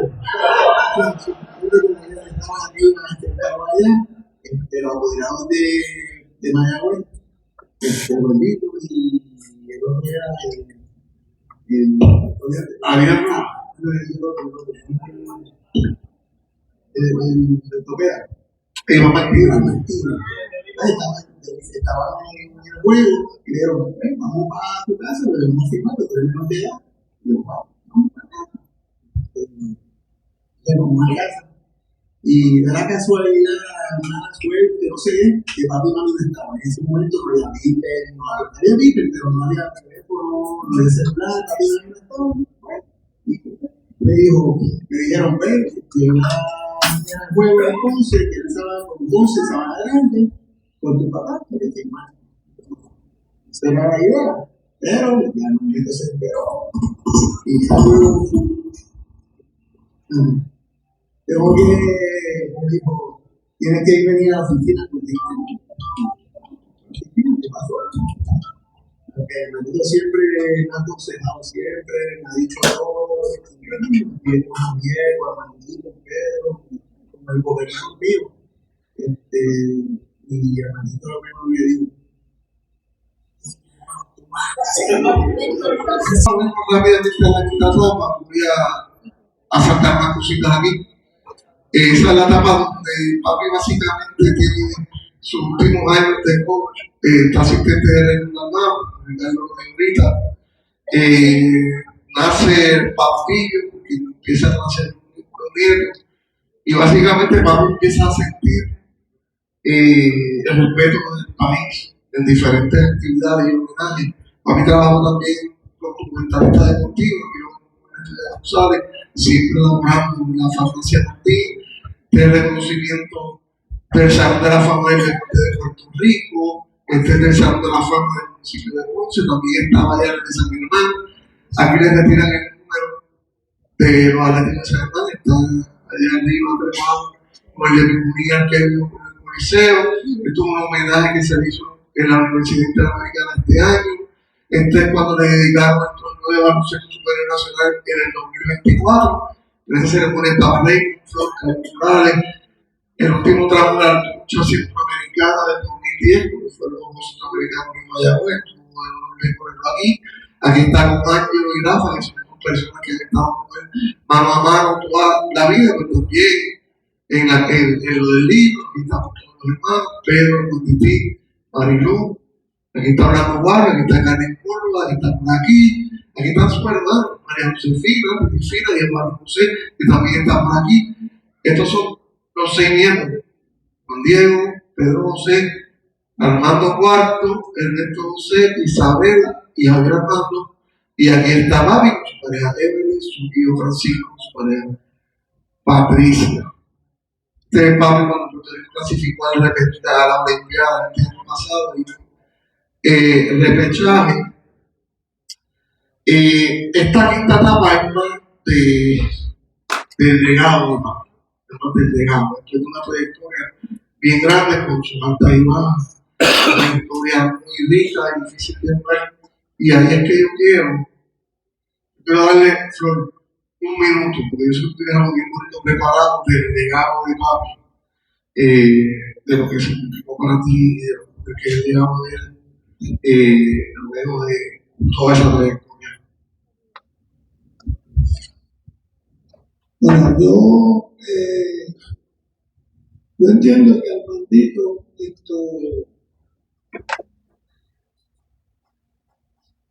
nunca, como yo digo, él está dispuesto siempre a ayudar al que sea, como sea, porque yo tengo historias de él, ¿verdad?, que serían largas de contar ahora, con jugadores, cosas que han pasado, y él siempre, no importa lo que pasaba, pero él trataba de ayudar. Yo tuve una experiencia con él, o sea, la experiencia mía con Armandito pues ha sido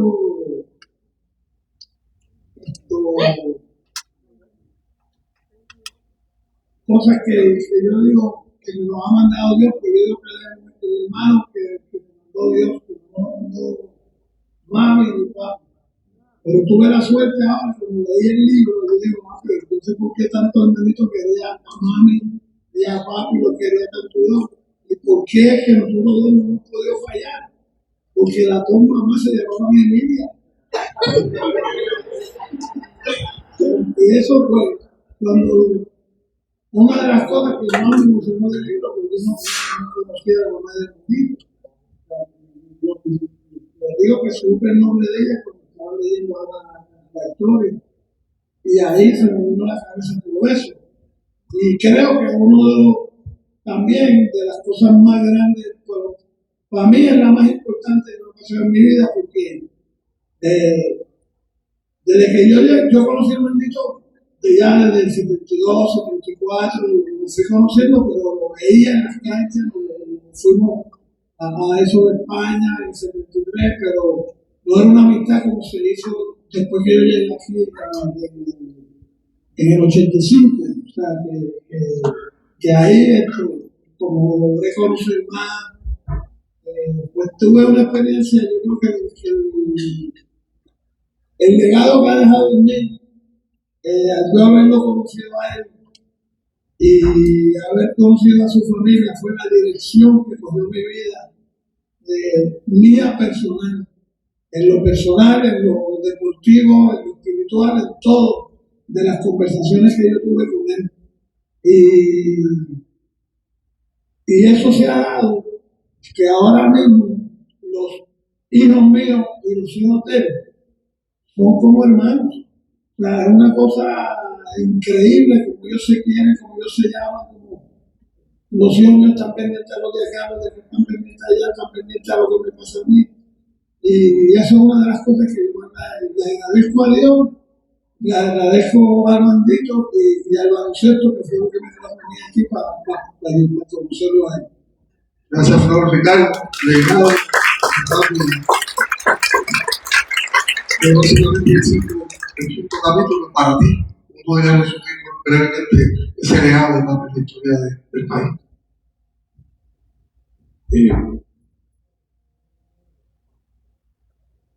Yo quiero indicar la influencia del Mandito en el baloncesto y las veces que ha rescatado esta franquicia. Yo quiero decir a ustedes lo que está pasando en el basquetbol hoy día, lo importante que es proteger esta franquicia. Lo que ustedes están viendo ahora en el basquetbol diario es un experimento.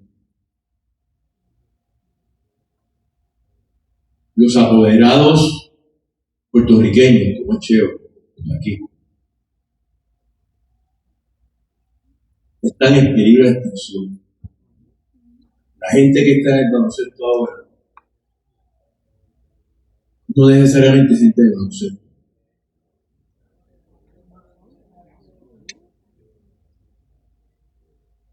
Por lo tanto, en un momento determinado, cuando yo era vicepresidente de la federación, me encargaron a Fernando Quiñones, un abogado de aquí, hacer un reglamento. Que creo que está por ahí. Sí, está por ahí. No lo vemos. Y creamos lo que se llama un Grandfather Cross, que son unas franquicias que nunca pueden desaparecer. Bayamón, Quebradillas, San Germán, Ponce y Castillo. Esas franquicias nunca van a desaparecer, aunque necesiten, van a estar presentes.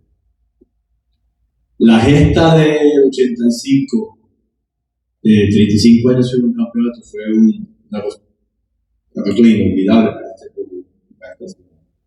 Los campeonatos posteriores de eso. Pero en este momento es bien importante que ustedes que queden en su mente que es sumamente importante respaldar esta franquicia. Los apoderados, como le dije, con Cheo, con Web, hacen un gran esfuerzo porque están compitiendo con personas que el dinero no falta. Mucho dinero. Y ustedes ven entonces cómo los equipos se diferencian un componente.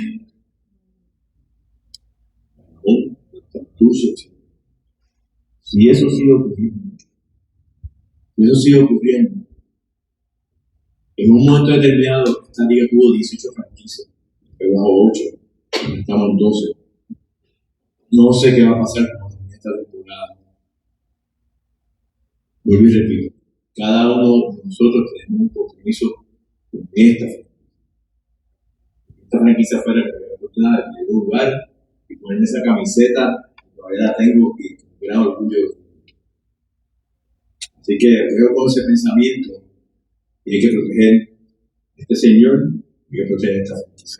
Gracias. Y ojalá y puedan leer el libro para que puedan tener el cuadro más completo. El propósito del libro, yo creo que es la cápsula de por parte de esta reunión. Todo lo que se recuerda de la venta del libro, todo el fin renta que está toda esta silla, la mesa, un millón de gracias. Y Lupito, que también nos trajo con las películas que lo hicieron, al igual que el mural también. Por tal la ustedes saben que es una institución sanguínea que por más de 3 décadas le ha servido a nuestro país. Y Papi siempre ha estado, ¿verdad?, con ellos y todo lo que se recuerda a la mitad del libro va para ayudar ante, bueno, en este contexto gubernamentales que viven día a día.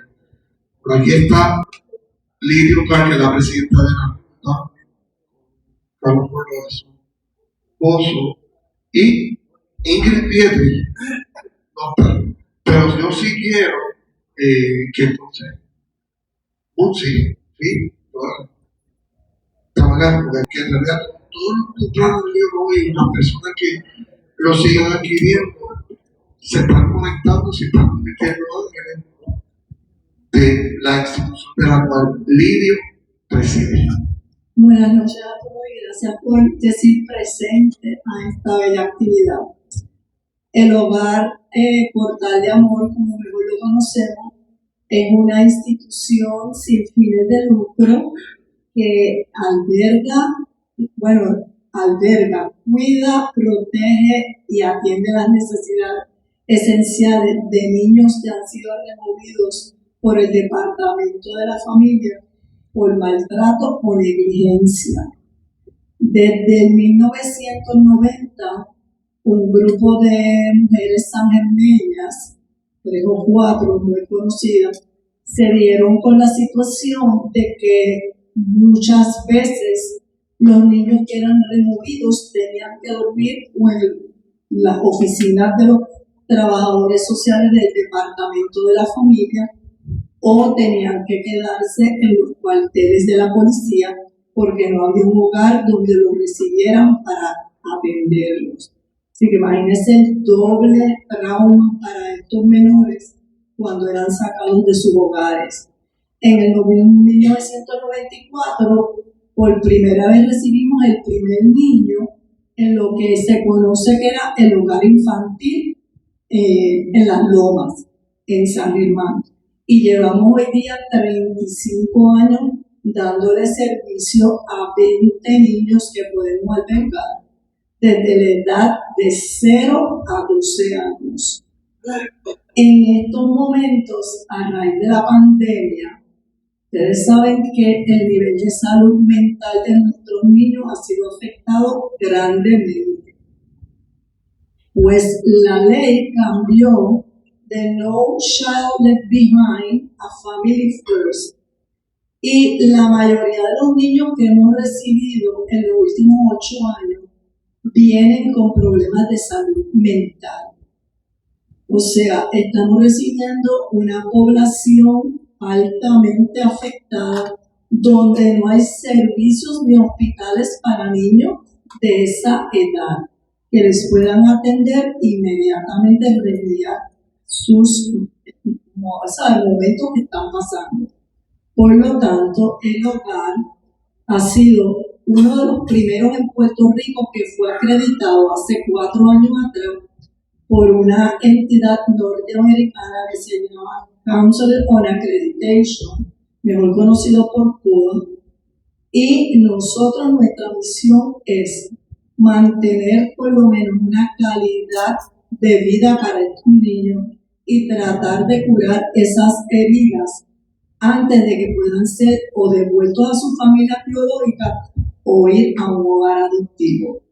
Así que realmente en cada libro van a encontrar un marcador, donde está el flow, donde ustedes pueden buscar toda la información del hogar, y necesitamos que nos ayuden.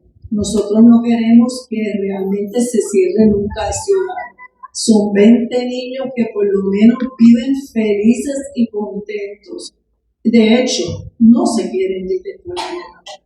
Eso es lo más triste, que allí ellos han creado una familia y se sienten protegidos, amados, y se sienten que en todo sentido de la palabra tienen hermanito, tienen titís, tienen mamá, tienen papá, y se divierten, y en la escuela académicamente están excelentes. Este año todos pasaron de grado y tuvimos una niña que va para segundo grado, que fue el primer lugar, el primer honor en toda la región. Así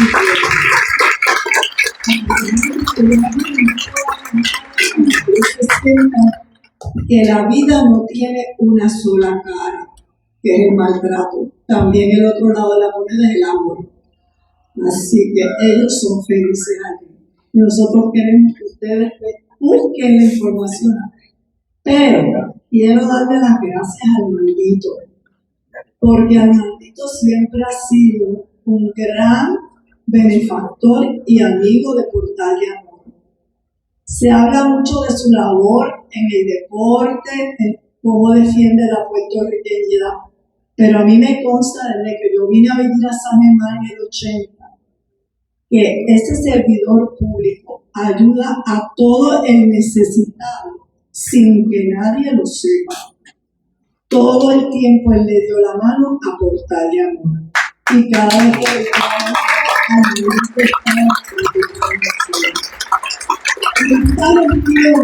salió de su corazón, porque en ningún momento le dijimos o le insinuamos o algo. Salió de él que el libro se iba a dar si todas las ganancias iban para este hogar. Así que de todo corazón, en nombre de la administración y de la Junta de Directores, Armandito, te damos gracias y que Dios te dé mucha salud y bendiciones, y a ti y a tu familia, por toda la ayuda que siempre nos has dado y nos sigue dando. Te queremos mucho. Gracias. El día de ayer, el hospital de la Concepción se unió a la causa también, por ahí está su representante. Ayer lo tengo su novia a mí escribir. Espero que disfruten de leer un poco sobre la vida de Papi. Hace tiempo que Armanditín, Pedro Gilberto, Marilu y yo entendimos que había que compartirlo con nuestra patria. Su ejemplo de vida en acción es su mayor legado en nuestra familia. Espero que cada lector pueda encontrar inspiración en alguna de las páginas que se apretan a leer.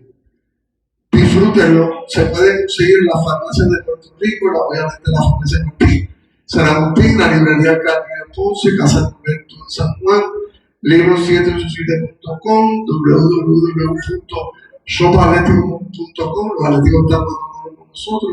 Vamos a estar en varias canchas ahora en la serie, firmando libros también. Y nuevamente, gracias por estar aquí. Rieguen la voz. Todo lo que se recoja es para el hogar. Noche.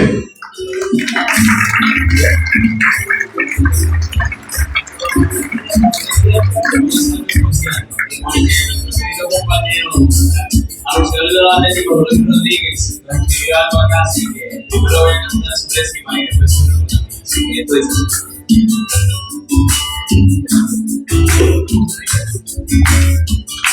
la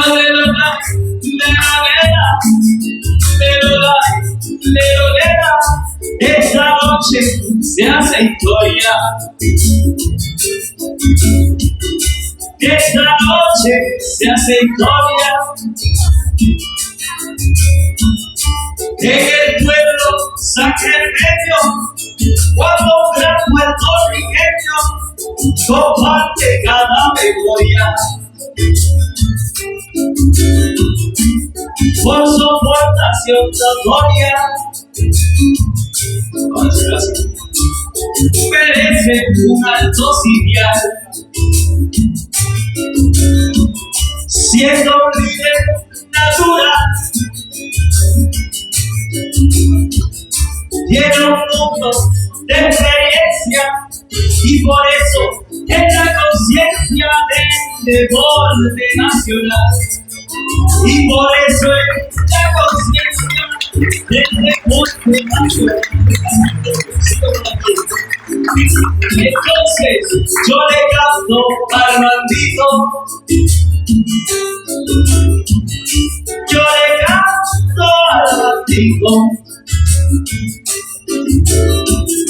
Compuse esta décima, llegando a la centésima. El equipo estaba chiquito, para nada, ¿viste? Los atléticos favoritos siempre a apoyar. Javier, gracias por dar aquí esta oportunidad. ¿Cuál es la eternidad? Aquí al poder cantar. ¿Cuál es la eternidad? Aquí al poder cantar. Muchas gracias a todos.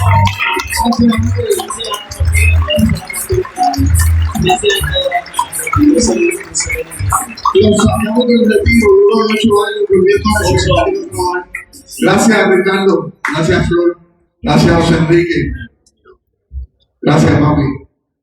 Buenas noches.